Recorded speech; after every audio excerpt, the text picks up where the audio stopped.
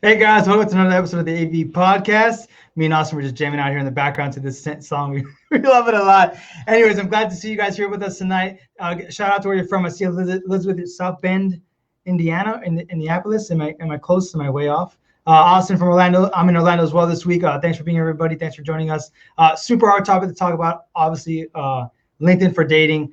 Words specifically used to cause a little bit of upsetment, a little bit of unprofessionalism, a little bit of curiosity. But I think we nailed it here with the verbiage we use. And I think it's a topic that is not being spoken about a lot, but I'd like to bring it up. So without further ado, I'll bring up my co-host, my master of words every night of the night, right? Austin Jackson. What's going on? What's going on, Omar? Pleasure to have you in my city now. Welcome to the O-Town. Happy to have you. We still need to connect while you're out here. But definitely interested in tonight's topic, seeing where things are going, because it kind of already stemmed off from what Megan was talking about last week, correct? Where she was saying that she's went through some unprofessional situations where she probably was just trying to make a business contact and hopefully be able to provide an opportunity. And some people just take things the wrong way and left field. So she obviously felt uncomfortable as to why she brought it up. So I'm glad that we're going to touch base on it at this point this week, because it's something the community needs to hear about it. If guys and girls, if there's something we're doing wrong, let's educate ourselves and know how we can move forward going from there. If not, let us know what we're doing all right. So I love it. So I also want to introduce tonight a very special guest who needs no introductions, the legend herself, Ray Harris. Hey guys, how are you doing tonight? We're doing great. How are you doing? Good to see you, Ray. Oh, no, good to see you too. We love having you every time you come out. So tonight's topic is LinkedIn and dating, and I wanted to start right with you first. If you've had any experience in your field, I haven't had any experience. I also haven't tried to do this LinkedIn dating scenario, so this is kind of a new realm for me, a new territory. And I'd love for tonight, if anybody's interested in joining us, who has some experience of being live with us here, or sharing your stories in the comments, and we'll bring it up live. I'd love to hear more about it. But Ray, if you had some personal experience, I'd love to hear your side of it.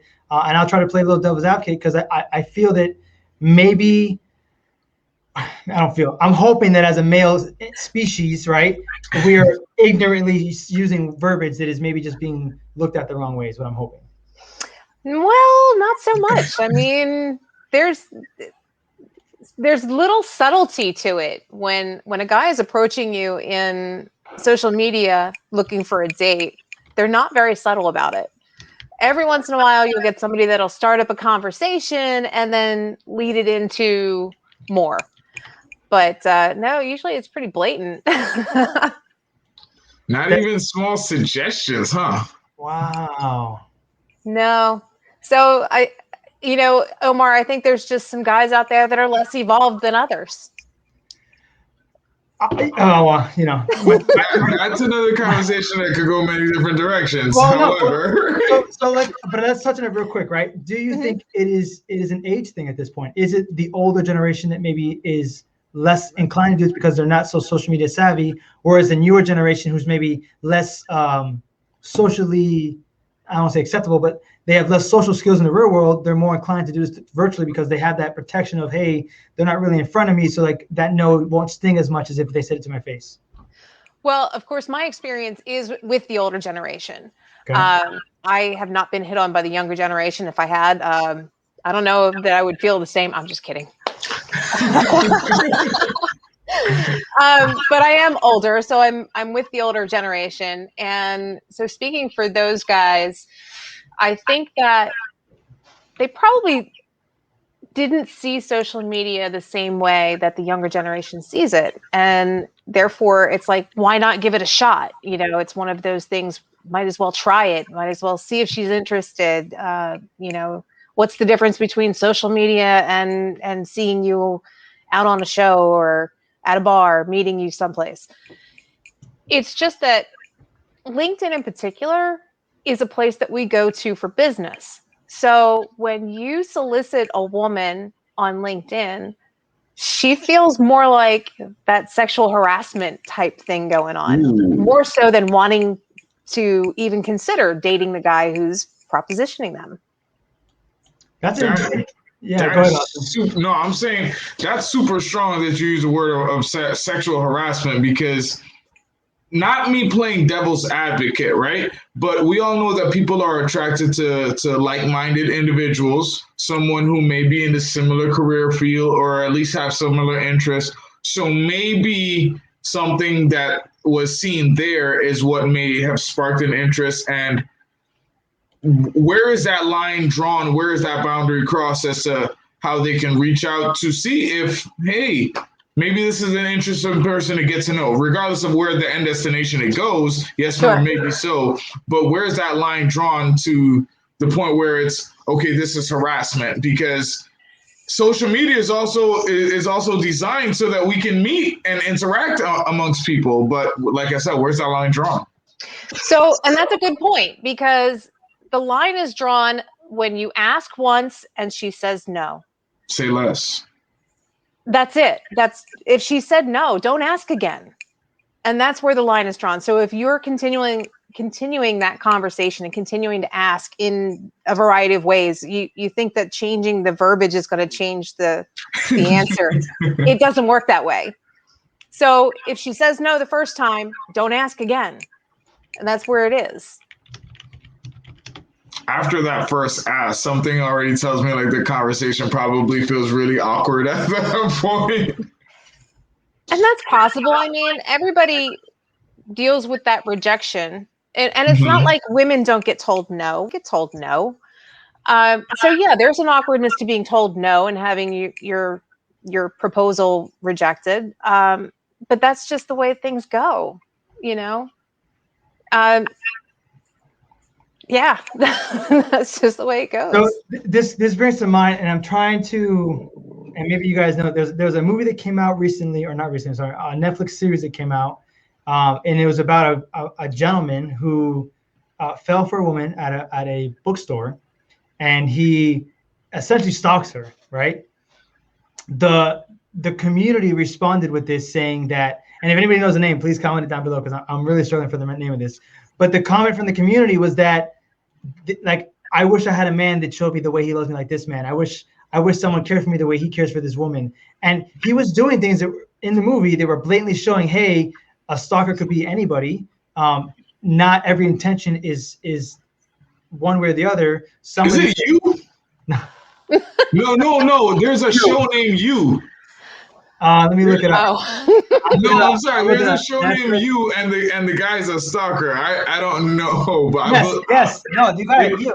It's called. It is You, right? See, so it's on Netflix. It's called You. Okay, and what happens is that the actor himself, I forget his name right now, but he has to do like a public announcement in social media saying, "Women, you should not like my character. He is a stalker, / murderer, pretty much.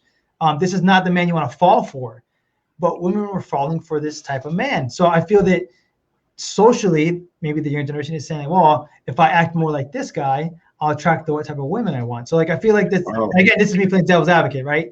I feel that, Ray, what you're saying is, to me, sounds 100%, but maybe to somebody else, it's like, well, if I keep pushing it and doing a little bit different here, or showing a little bit more interest, or showing a little bit of this, maybe it'll get me to that next level with her.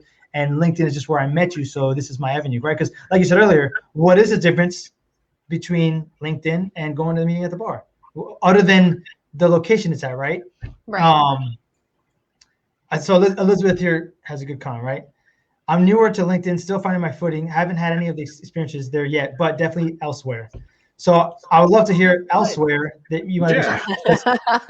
That's right. That's especially the point of time. Like LinkedIn is meant to be, and this is where I want to drive this eventually, is that it's meant to be a professional platform to connect and network with your community, not to reach out for a hookup or to find the one, you know, like that's not what it's for. Right.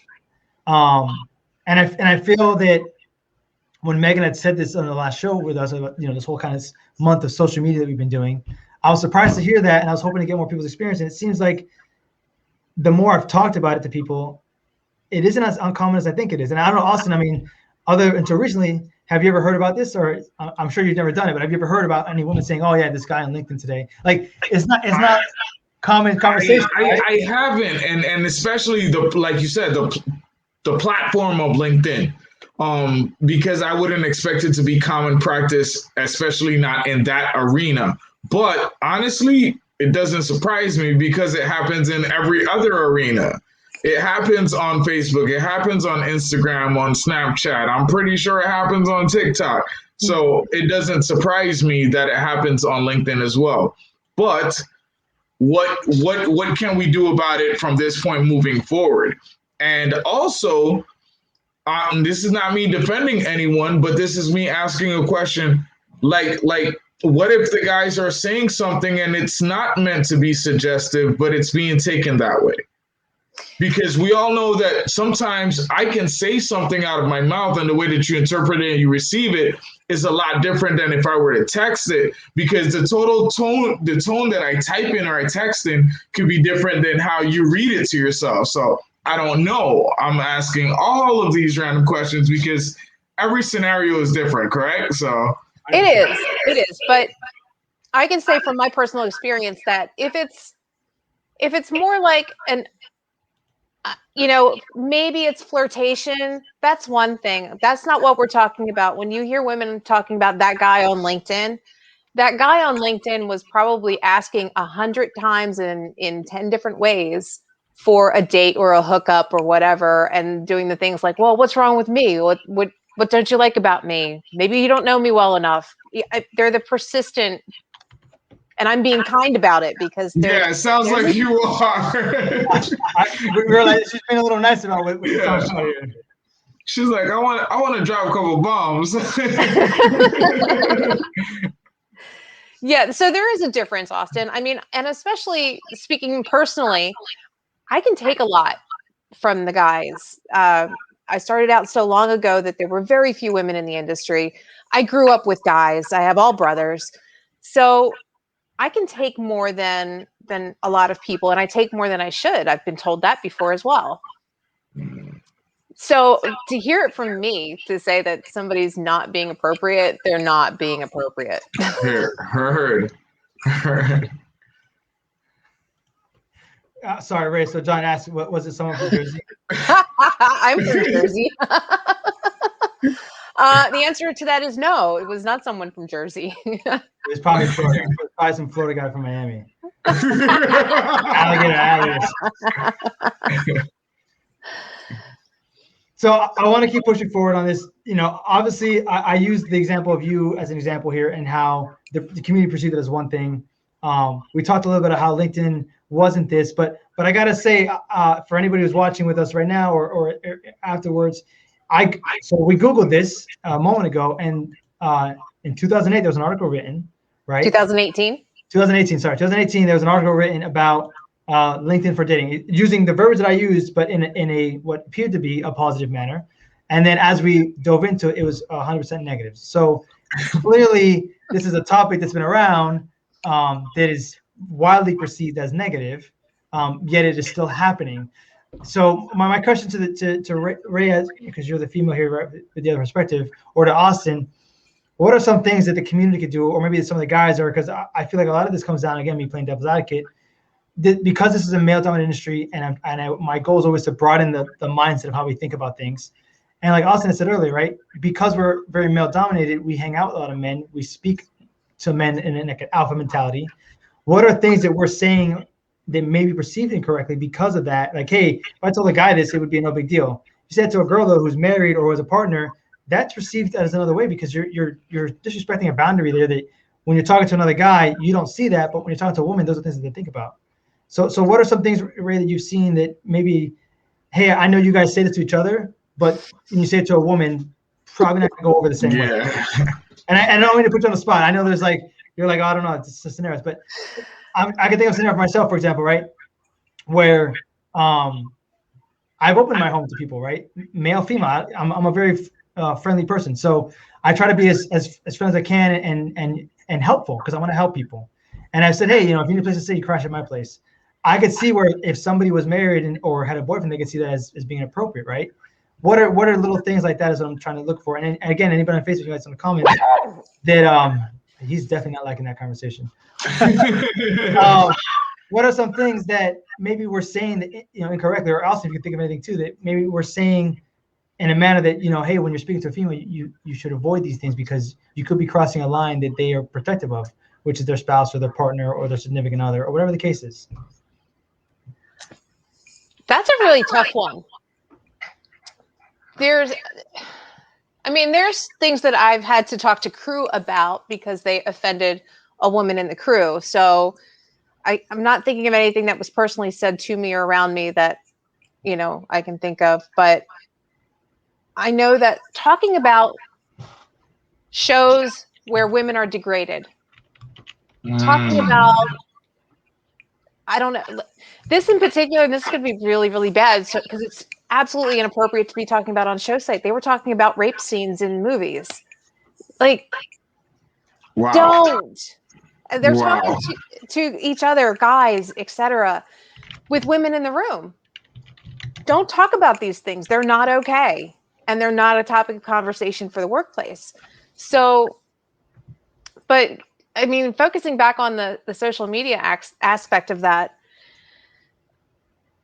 you can't jump into a conversation with a single woman that you know who you may have asked for a date before and she said no, but now you're married. Don't jump into a conversation and start complaining about your spouse. I'm going to tell you that one. Or we're getting separated. We're on the verge of a divorce. Women do not want to hear that, especially if they already know that you're interested in them. Those conversations are inappropriate. You're still married. You could be working things out with your wife. Yep. You're looking to start up that relationship conversation with that person again. We know that. It's inappropriate. Yep. So that's one I can think of. And that one did actually happen to me. I can see it. So one thing I was thinking about when you were saying that was like, I feel that some of this comes down to lazy thinking, right? Not, I don't want to say putting yourself in that person's shoes, but not thinking about the other person's situation when you say certain things. And it's funny. I just did a show recently, a couple of days ago. I did a live event show as the LED tech, and there was, I want to say 3 females on the floor. And there was a gentleman who was working, but you could tell specifically giving attention to one person. And you could see that she was a little uncomfortable with it because it wasn't like a general like helpfulness, but more of like I'm interested in you. I don't want to say it out loud, but I'm here. So like the scenario that really caught my attention was that I had asked her, hey, can you go to the other side and I'll show you what the prep, right? So I took her with myself to show her what to do. And then I was gonna go back to the side. And the gentleman followed us and said, oh, how can I help over here? And my goal was to separate them, right? Mm-hmm. By saying, hey, start this project here so that by the time we get done here, this is already pre-done, right? And we can just attach it to the rigging points, and the bar is already attached to the LED walls. Totally didn't need it to happen, but I was just trying to separate that. And he totally came over there. And then I was like, well, I can't leave now because I tried to separate this so she's not uncomfortable. But now if I stay here, now I'm like the one that like maybe looks like I was being uncomfortable to her. So I said, oh, you know what? Let's do it. So I ended up saying, let's do this later. And I took him back over there. And then I knew one of the girls because she took in one of my classes before. And I put them together like, hey, stay with her and like just shout, like keep each other. Yeah. And it was a weird situation for me because I'm at that age now where I have a daughter, I have a partner, and I'm noticing these things now, right? But prior, I would be like, oh, it's just some dude being a dude, no big deal. But it is a big deal. It is a big deal. I feel women, because of the way men approach things, you grow up intuitively into those vibes that you get those things much quicker. So a man's like, oh, I'm being secretive about it. Like, no, dude, she 100% knows what you're doing. Don't fool yourself. Yeah, don't fool yourself. You're not being incognito at all. She knows what's going on in your brain. She's trying to be nice to you and be like, let me not escalate this. Let me just be polite and be professional. And maybe he'll stay at that level and I can get out of here in one piece. Right. So I've definitely noticed those things like that. But doing it through social media, I mean, that's got to be a whole nother, like there's actually, right? It's Facebook, Tinder, OkCupid, I don't know, what are some other ones? Well, and that's kind of the thing is that you were talking about generationally. I think that hopefully it's less and less now because social media has turned into, this site is for this site is for that. And so hopefully things will die down on LinkedIn and not be the same, not continue on that way because you have other outlets. if you find me on LinkedIn, but you don't find me on a dating site, then I'm probably not open to dating. Right. Right. So go and look for your dates where you belong, looking for dates. And I do understand what Austin was talking about. Yes, we have similar interests and stuff like that. But generally speaking, if you're asking for a date over social media, you probably don't even live in the same area. True. Right? There's a lot of that goes on. If I do know you and we live in the same area and we do the same types of things, I still don't need you to do that asking me on a date over LinkedIn. If we are in the same area, there's no need to do it on social media. Maybe you have my number. Text me sometime. It's time and place. Right. You know, I don't go on LinkedIn to find a date, so I don't want to be asked about dates on LinkedIn. And like I said earlier, I think it was behind the scenes though. When I first got a Twitter account, it only took me a couple weeks to actually take my picture down and put up a picture of a cat so that the guys would stop hitting on me. You know, oh my goodness, you're so beautiful. Oh my goodness. No, I'm not here for that either. I'm not on Twitter for this. This is like equivalent of sexting or cyber sex or something, because I'm definitely not going to go out and meet somebody live from Twitter that I don't know. Seriously, it's crazy. So there's a comment here that got brought up by Amanda Brady. She said, it's not your job to get involved. That's not appropriate to get involved because you have a partner. So at what point between being a lead of a show, right, and being on a show, do these boundaries get crossed or not crossed, right? And Ray, I want to say from what you were saying with the crew, that clearly needed to be crossed because of that scenario, which I have no devil advocate for that. Like that is its own thing right there. Like that shouldn't have just happened in general. You guys were way out of line for that. Whoever you are, God bless you. They know who they are. Yeah, but you know, at what point do we cross the line or not cross the line because of our personal lives when you're in the leadership position? Well, go ahead. Go ahead, Ray. Go ahead. Oh gosh. Oh, Ray and then Austin. I'm going to take over the whole show if you let me. I'm just kidding. So to Omar's story, we're in a situation where most of us are freelancers. And I had a scenario where somebody was sexually harassing me, and then we end up on the same show again somewhere else. That is so hard to deal with as a freelancer. So what I ended up doing was to call my client and say, look, I don't need this job and I don't want to work with this person because I've had issues and I don't need the job. I don't need the hassle. I just don't want to be there. And their response was, you know what? I understand what you're talking about. I will keep you on two separate sides of the building. It's huge. You'll never see each other, etc. But this person went out of his way to come to my room and sit there to do nothing. Wow. So it became that kind of stalkerish situation for me. And I wasn't even the only person in the area that this was happening to. So this was actually something this person did. And to find out we're uncomfortable, I think that made him even more stalkery. I think that made him want to do it more to see what more we would do about him. And this situation went on for years, as far as, you know, one show here and then don't see him again for a year or two kind of thing. So ultimately, someone sat down with this person and really got through to him that his behavior was inappropriate and that it was only going to continue and it was only going to cause him more issues with clients because it was more and more people that were complaining about him. So it finally got through to him and his behaviors did change. But there is a point where we do have to become involved to protect the people that are being victimized, if that makes sense. So it depends on, like, you can look at a situation and not see the same thing. If you didn't know there was a problem between the two of us, you would think nothing of him coming to my room to see, hey, do you need any help, or what's going on here, or what equipment do you have? Having somebody come and visit a room like that doesn't mean a whole lot. But knowing that there's a problem and that this person went out of their way to do that is a different story. Got it. 100%. I feel like the analogy, you know, with kids sometimes, you know, like you put the cookie in the cookie jar and they can't have it, so they want it more, you know, like that kind of stuff, you know, which is it's childish thinking, right? Yeah. So I'm sorry, Austin, you guys something you wanted to say too? So actually, I want to touch base on both of Amanda's comments. So the first one, it's not your job to get involved. That's not appropriate to get involved because you have a partner. So I understand where she's coming from, because you have those boundaries that you have to respect in terms of your own personal relationship. But I know you firsthand, Omar, that you're a veteran. So you have this instinct in you first and foremost to protect and serve, especially when you're in a leadership role. You're always going to care for your platoon.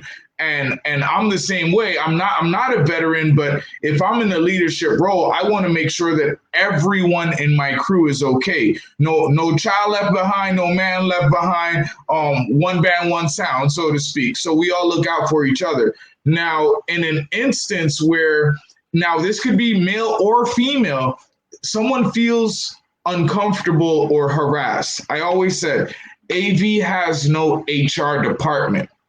So if I don't step in and intervene in a situation like this, who will?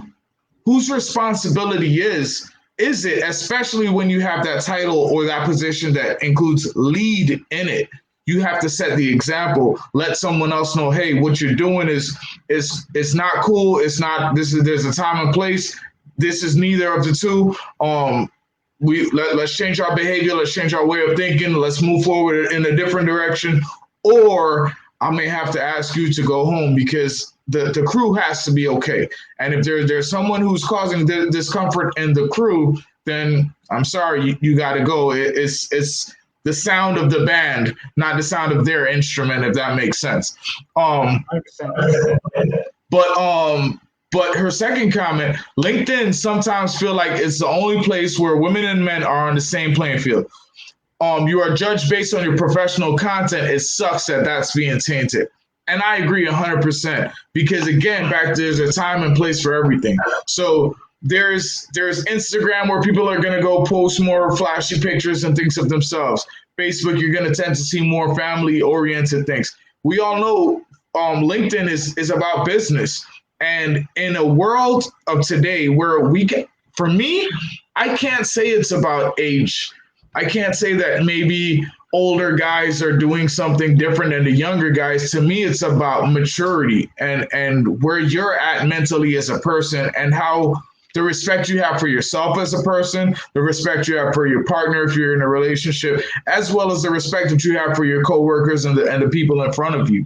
So, I mean, these are all things that we have to take into consideration. But in LinkedIn, and like Amanda talks about, on the playing field that we have today, women empowerment is at the highest level it probably has been ever. We have a female vice president, the second highest position in the United States. We have a female empower, and women empowerment has been pushing the culture forward for the absolute longest. So harassment, we're in an age of the cancel culture.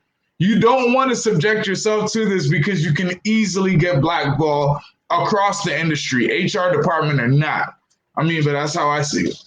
No, and you bring up a great point. You know, truly, as a freelancer, independent contractor, you there is nobody, right? Your leaders are the ones who protect you. Yes. And if they're not doing that as part of their job to also get the show on, they're not doing their job then, because they're, like you're saying, and that's such a great. I love the way you put that together. Like there is no HR department, and that's true. There isn't. There's no one to complain to when things goes wrong. There's no one to talk to about it. You know, obviously we're doing our due diligence here to bring it up, to bring it the attention of the world, and to hopefully change the mindsets a little bit of how people think and how they do this stuff. But you make a great point there. There is no HR department here, and as an independent, yeah, if anything happens, there's no one to turn to. I'm on my own. So you control the culture of your group, or whether it's your business, whether it's just your crew that you're leading for the day, whatever the case, but you control that culture. So if someone is offsetting and making it an uncomfortable environment, it's your job as a leader to step in, intervene, and fix that situation. Absolutely.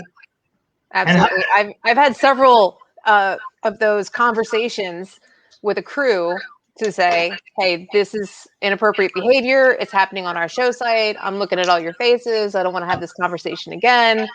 And I'll be honest with you, this does go both ways because, and she knows who she is.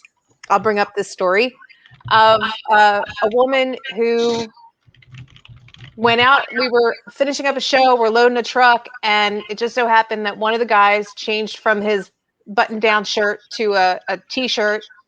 And he's a nice built guy.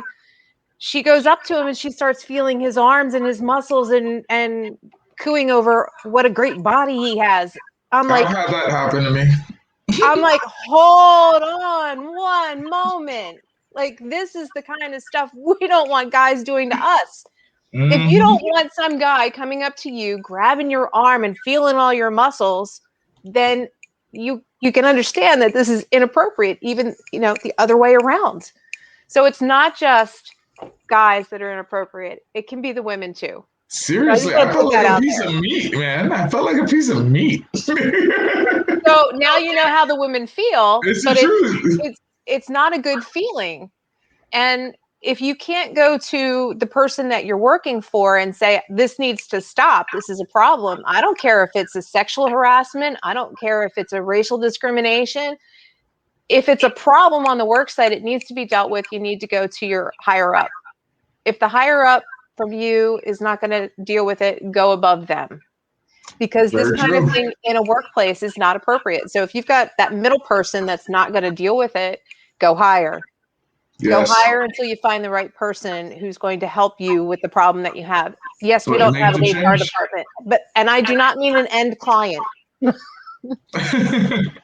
Do not mean an end client. Don't go to, Acme, Hewlett Packard, Google person. You go to your producer, your whoever it is in the room. Yes. But you might have to move above them if you do have somebody that's not willing to deal with it. You know something what I actually feel that we haven't really addressed, Omar, is I'm willing to bet, because I've actually seen it myself, that there is a lot of same-sex harassment that happens on show site that doesn't get discussed as much as possible. And I'm willing to bet that the same thing happens across social media. There's guys who like to play grab ass, for a lack of a better way to put it. And then there's some girls on who they're interested in same sex and they'll see another, oh my gosh, she's a blah, blah. I mean, I've seen it on both sides of town. So we did a talk a while ago. I can't remember the name of it, which is horrible. But we did a talk a while ago, and I don't know if you're involved in that one. And it was like it was something along the lines of like, because you're a girl, you can't do the same thing a man can do. Something like that. And remember that one? So we had women who identified he, she, and things like that. Okay. And one of the parts to me that obviously was newer to me that I'm still struggling to grasp even now is the he, she, he stuff, and like determining what orientation you are when I'm on job sites. So a lot of times I try to avoid it altogether and just get names and say like, what's your name? Okay, cool. My name's this. Yeah. Just to avoid that, because I don't want to offend anybody or be, inappropriate about anything in any manner, right? But back to saying like being a leader in the industry and protecting your people, make sure that they're doing the correct things. It's like this other layer you have to think about, right? And I like to say it's, not the way I word it is like it's lazy thinking, right? Like it's lazy thinking, but since it's like, but I didn't need to think about these things before. And now that I have to, I'm also learning as quickly as I can, because I don't see this every day. And when people who I meet who identify these ways or doing things these ways, I'm always cautious with things. Like, okay, well, I don't want to ask too many questions because I want to make sure I'm doing this right, but I don't want to seem insensitive by asking too many questions. So it's like I have to find this middle ground all the time. And for this whole like LinkedIn stuff and what we're doing, it's very hard to determine that on job site, because I can think of a couple scenarios where I've gone on a job site and I work with guys who are, they'll say gay things, right? And as a guy, dude, you're whatever, Yeah. But someone else might be like, hey, that's kind of offensive, or they might misrepresent that and think something's going on, right? Yeah. So there's just like this other element we have to think about when it comes to what we do, what we love doing, right? To make sure that we're working together as a team cohesively. So my point to that was that amongst everything going on in the industry and amongst everything that we're doing social media wise, at what point do we determine, right, what's the right actions? And this again, me playing double advocate. What are the right actions towards the same or opposite gender when we're working, right? What is that finite rope we walk to make sure that we are presenting not only ourselves but our clients and our industry the best? Because for me, like what you were saying earlier, what dawned on me is like, could you imagine an industry that I love and I've given my whole life to, and that I've spent literally my whole life doing, but the last 12 years deep into it. If someone were to leave the industry because of these reasons, I felt uncomfortable on job sites. These guys, were speaking appropriately on the job site. I didn't feel safe. This guy was, making me feel comfortable, and my leadership didn't protect me. Like, how would that make you feel? And maybe that's the mentality people need to have, right? To someone to leave our industry because of those reasons, when this industry is so great. Yeah, I hope that never happens. And that's why I'm saying, if the person that you went to doesn't help you, go above them. Because that scenario I was talking about where the guy went out of his way to come to my room, that was, I then tell the person who's supposed to be keeping him away, and the next day the same thing happens. I'm willing to walk away from this job. Now, thank goodness that I had the ability to do that. It was not early on in my career. I was not starving. I didn't need the money that bad to put up with that. It ended up being a client that I wouldn't work with again, because after, saying you're going to protect me, you didn't protect me. And it was give us another chance. And the next job was the same problem.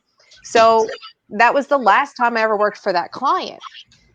There were other clients that were more than willing to back up what they said, in that they would protect the women from the problems. And those are the people that I still work for, As you should. Word will get around if there's problems like that that are proliferating. So I hope that nobody decides to leave the industry over it, because there are far too many people out there who are willing to stand up for you. But you also have to stand up for yourself, because if they don't know there's a problem, they can't do anything about it. And that's probably the biggest thing. Very true. Very true. I don't know what else you're going to talk. So Amanda just said, I feel like I can hear her saying this. LinkedIn should be LinkedIn should be about building your network, getting hired, and hiring people, not dating. It ruins the fundamental purpose of LinkedIn. There are so many social platforms. Leave LinkedIn alone, point blank. Absolutely, Amanda. Just feel the energy on that, point blank, leave it alone. Yep. Yeah, absolutely. Agreed. And it's been a long time since somebody's done that to me. This was more early on in the days of LinkedIn, because honestly, I got a LinkedIn account in probably like 2005. So you're going back 16 years that I've had a LinkedIn account. I'm also getting old now, and I'm not as desirable as I used to be. But Omar, how do you know? Because they're not looking for you on LinkedIn. That's right. They're being professional. Right. I hope that's why, honestly. Omar, you had a good point with now I lost my train of thought, guys. Sorry. That's okay. I do it all the time. I'm sure I said something and lost my train of thought and try to back. The same sex. I have not been hit on by women in the industry. One or two outside of the industry. I probably don't put out the vibe that, because I don't go that way. There's nothing wrong with that. I won't out my daughter, but I'll out my daughter. But I don't think I've even seen the guys hit on each other. I know a few guys in the industry that are gay, and I don't think I've ever seen them seriously hit on anybody. I've seen a little bit of joking around, but I think it's among guys that have been friends for a long time. And I don't know that I've seen that make anybody uncomfortable. I would say I know a handful in the industry personally. And if they hadn't told me, I would not have known. They are so low key about it because of the male bravado we have. Mm-hmm. They don't want to lose work or look differently to their buddies or peers because of it. They're very, and like most of them have almost zero social media presence. There's one that I work with a lot. He's a phenomenal engineer, badass dude. Wouldn't know it unless he told you. Like, never thought it, never had anything. And then one day we were talking about it, and he brought it up, and I was like, okay, great, who cares? He's like, oh, dude, I thought you would be like, I don't give a shit, bro. We work all the time. You've never done anything to me wrong. I don't care what you like. That's your own business. Phenomenal guy. I still work with him now to this day. And yeah, if you didn't know, you didn't know. And I think they're just all more evolved, Omar. So you bring up a point earlier that I wanted to touch on. A moment for me when I was much younger, in my early 20s, where I got the sense of what a woman, like what Austin was saying, right? Where I felt like a piece of meat. I was a trainer my first year when I first left the military, and I worked at a Bally's in a gay area. And I didn't realize, like I was like, oh, my eyes are up here, not down here. I was like, oh, that's so whatever. Until I was working in a gym, and like guys would talk to me, and they're like, yeah, so good to meet you, trainer. And it's like, you're clearly not even like, they're checking you out, man. Here, right? No, it was like conversation straight down. I was like, okay, well, I need to change these out and wear something different, a little more baggier for the gym. But the experience really made me realize, like, yo, this is what girls feel like, and it was uncomfortable. Yes. And I did what I told you I assumed the girl was doing, right? I tried to just continue the conversation because I'm already here, we're already talking. I don't want to escalate it, but I want to de-escalate it without coming off offensive or rude. But I was uncomfortable, and I worked there probably for about 2 months, and I quit because I just couldn't get past that uncomfortable feeling of I'm a piece of meat here. Like it doesn't matter how smart I am. All they care about is my body and what I look like, and like I can't get away from this. So I left, and it's not the reason I left the industry. I left that for a different reason, but the reason I left that location was because I felt like a piece of meat there, and that's always stuck in my mind. Mm-hmm. So like now when I see it, and at least when I recognize it, I try to assist how I can if I'm in that position. If I'm not, I'll be like, hey, you might want to get this guy away from this person because they're being a little too friendly over here, and it's not gonna look good for us in the long run. Because like I was saying, like I have that mentality of protecting and serving and giving back. I want to make sure that the crews are doing the right thing. And just like on that same crew that I was talking about, we had a gentleman who messed up a cable, a power con, right? A little bit off topic, power con. Felt really guilty about it. I fixed it, and I said, hey, your whole job the rest of the show is to work on power con.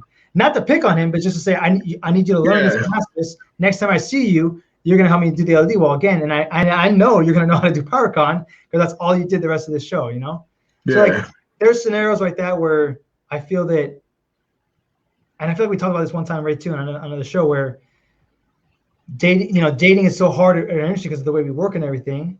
But at what point did LinkedIn become an option? Like who like who's on LinkedIn saying, oh, I want to network with this person. Oh, this is a recruiter. You know what? I mean, I get the job, but you're super hot. You want to go on a date tomorrow? Because But you know what's funny is you just hit the nail on the head, because I feel like guys probably may notice, like, okay, well, this chick is hot and she's a recruiter for A, B, and C company. And if I get with her, she could probably get me a whole bunch of work.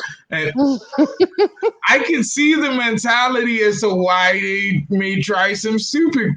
And you know what's funny is this conversation happened because of Megan. And Megan is what? A recruiter. So I could see that's plausible cause as to why we're having this conversation. I'm not getting a job, but I want to still talk to her. So I'm going to hear, like, obviously, which is horrible. I'm sorry. It's horrible to say. I know it's horrible to say, but I can see that being a possibility, right? On the other side too is also what you're saying. I didn't even put two and two together. The majority of the industry, the event planners, the recruiters, the leads are women. They're female. They're females. And honestly, good for them, because a female, in my opinion, is a way better planner, way better organizer than a male is. You guys, devils are in the details, right? A guy be like, oh, this is the show quote. Okay, cool, got it. Girl be like, oh, you're missing this, you're missing that. This is a guy be like, oh, you saw, oh yeah, you are missing that. Oh, yeah. Right. While we're writing in what we're missing because we didn't know we were missing. That's why they do the pre-production, right? Because they're just, I don't know, man. There's a different mentality. But anyway, sorry.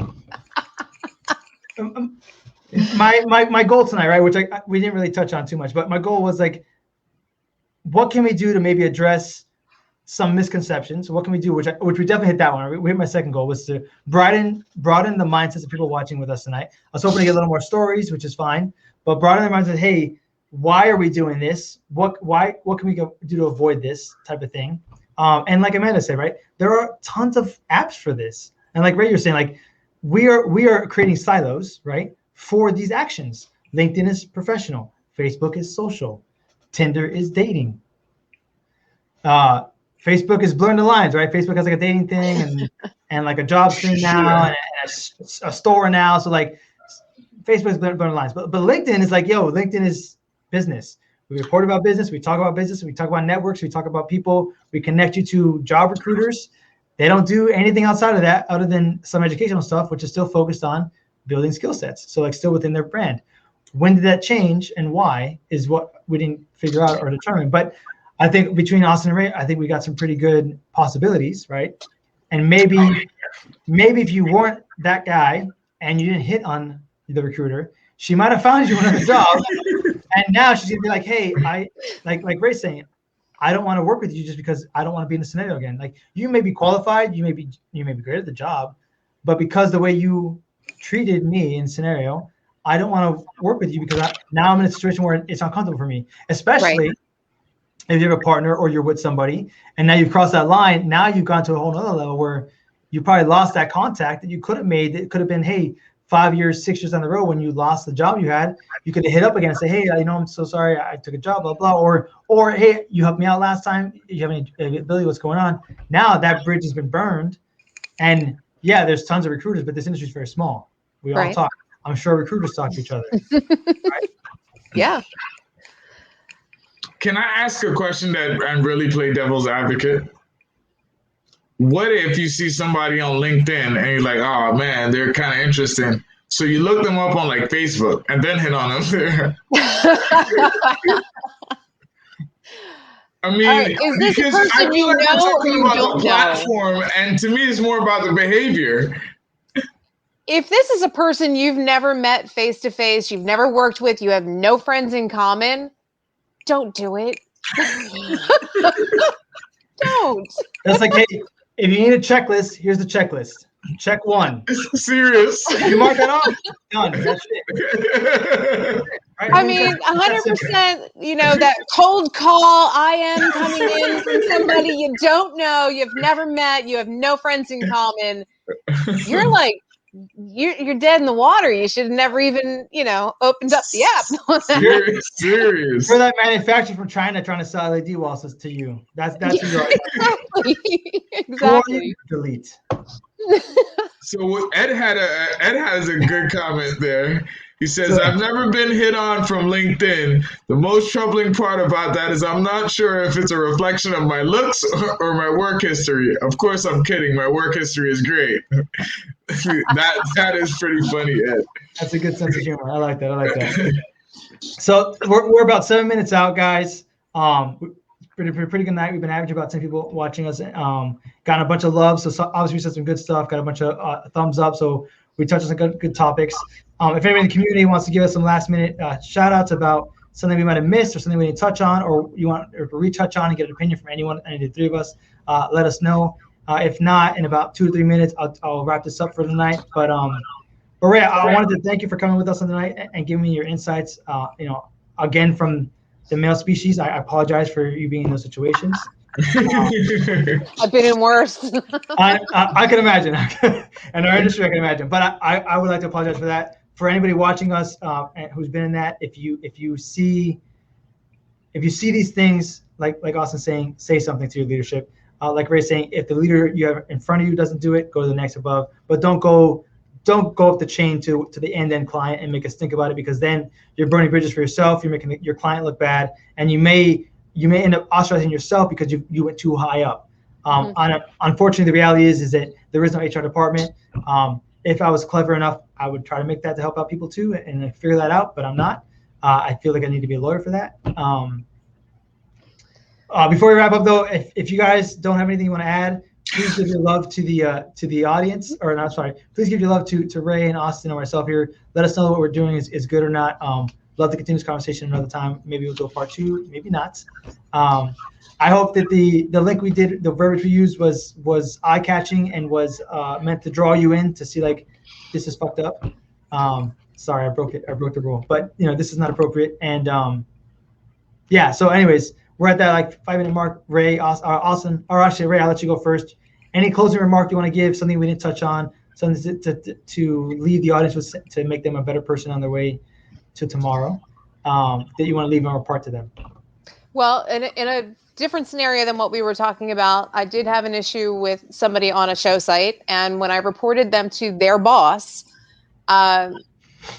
you have in your mind that this is not really going to go anywhere, and maybe they'll have a talk with this person or whatever. And in our minds, we're like, this isn't going to do any good. I don't know if I should do it.